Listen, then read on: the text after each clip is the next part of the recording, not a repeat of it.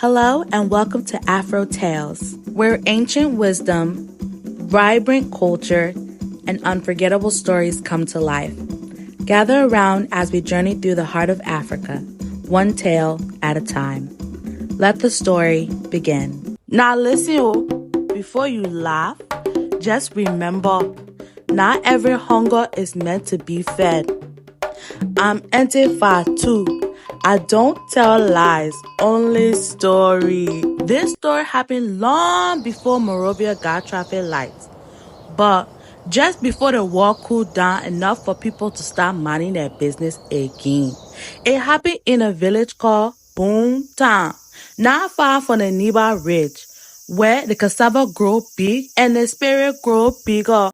Joe was what we call in Liberia, village farm boy with no plan.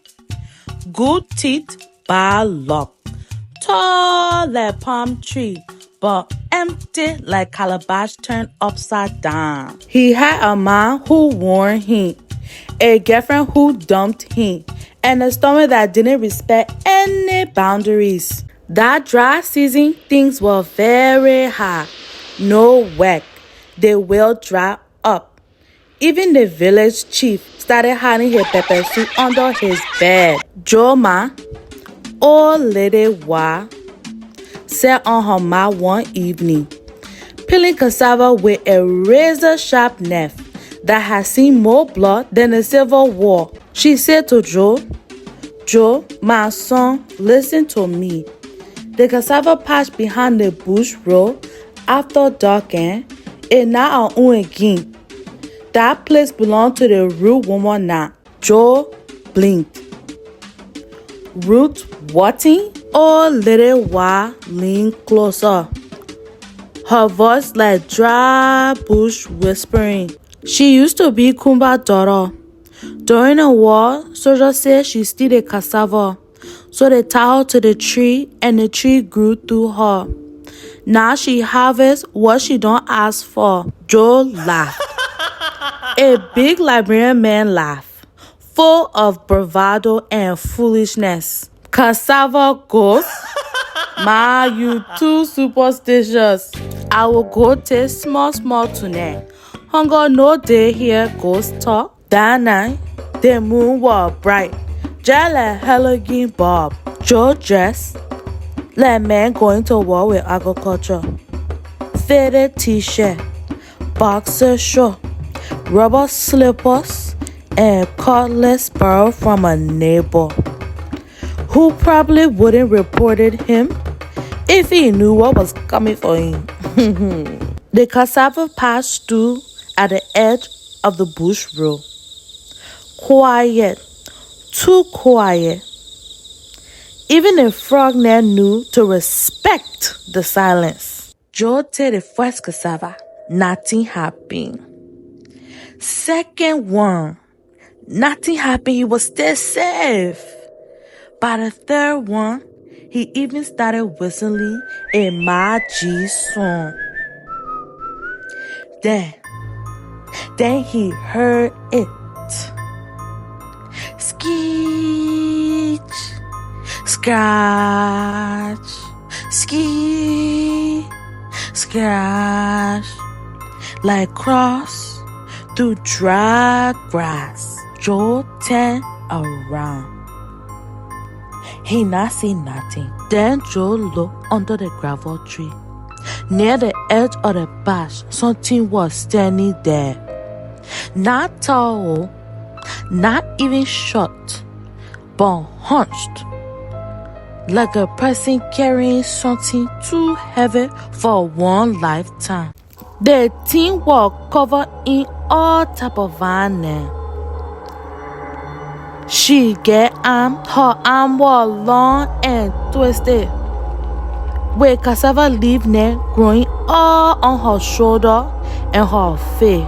My people, I can't lie. Her face was half root and half human. One eyeball was missing. The other one was glowing like fire coal from underneath the pot. She pointed to Joe. You take one, so I take one. Joe said, eh? So she repeated it again. You tell one, so I tell one.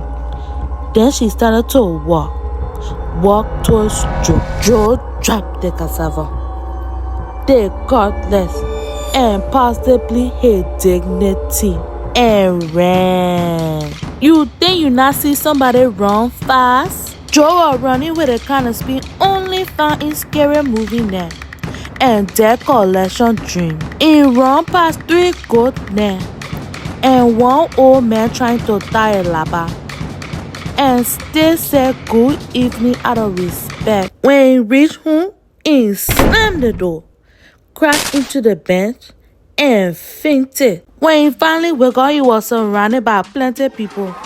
Pastor Tumba, Ente Bendu, Mawa, shaking her head from left to right, and 3 children peeking from the Z window, ready to laugh or cry depending on the outcome. Joe only said one thing when he woke up.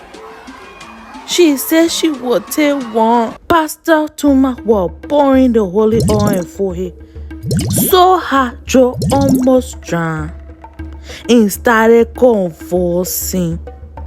No seizure, just shame and spiritual slaps. Old little wild shouted, "And I tell you, the Cassava Patch for the spirit people down there, they perform emergency deliverance, complete with drum, salt, and rooster that looked suspiciously nervous. Joe, he barely survived. This little old man Soko, the village elder with 1 arbor and 2 wives, sat Joe down and told him the real story. During the war, Tumba's daughter Yama was caught harvesting cassava from a rebel-occupied patch. They tied her to a tree and left. When the rebel men were gone, the village people went to go bury her, but she was gone. Only the roots were left.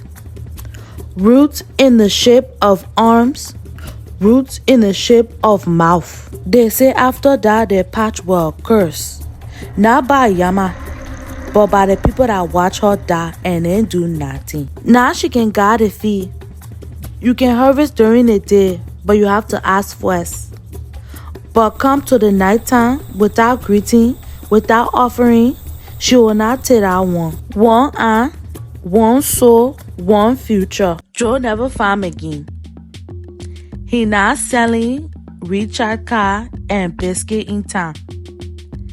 If you mention cassava near him, he will start sweating and quoting palms. They say the cassava in that patch can still grow big, but it can be sweeter when you ask for it. Oh, and don't ever take the 3rd one. That her own there. And that's another tale from the heart of Africa. If you're feeling the vibes, hit the like button, subscribe, and drop a comment with your favorite part. New stories drop every week. Don't miss out. And again, thank you for watching Afro Tales.